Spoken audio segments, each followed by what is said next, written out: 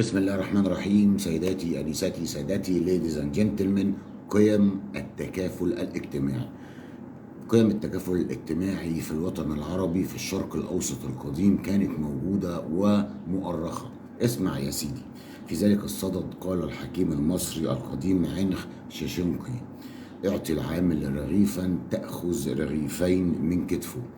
وقال الملك حيتي لابنه وهو يعظه: احترم حياة مملوءة بالنشاط، ولا تجعل يدك تصبح عاطلة، وأقبل على عملك منشرحا، فالتراخي يقضي حتى على السماء نفسها.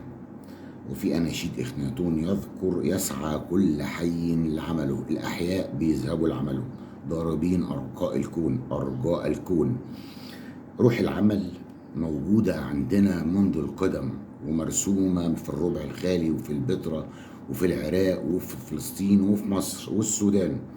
روح العمل الجماعي أدت إلى روح التكافل الجماعي، إلى إنجاح العالم القديم في التغلب على كثير من الصعوبات التي كانت تواجه حياتهم. ودائما العمل مرتبط بالتقوى والجدية. وكان من دور الملوك القدام تفجير الطاقات في نفوس جميع أفراد الشعب. يعني الملك أو العاهل أو رب البلد أو الحاكم كان من أعماله المهمة وأولوياته تفجير الطاقات في نفوس شعبه، وتبني العناصر الجيدة ذات المواهب وتشجيعها ماديا ومعنويا، وحماية حقوقهم، وتطبيق القوانين بالقوة وبالرحمة على الجميع.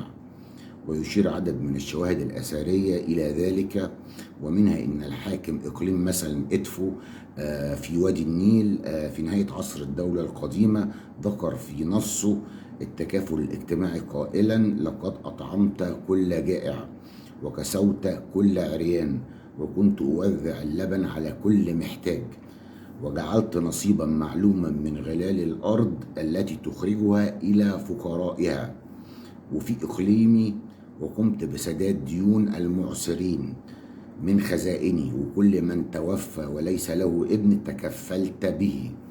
كما كانت شعيرة وهي الذبائح، زي ما بنذبح في العيد الأضحى كده ولازم توزع.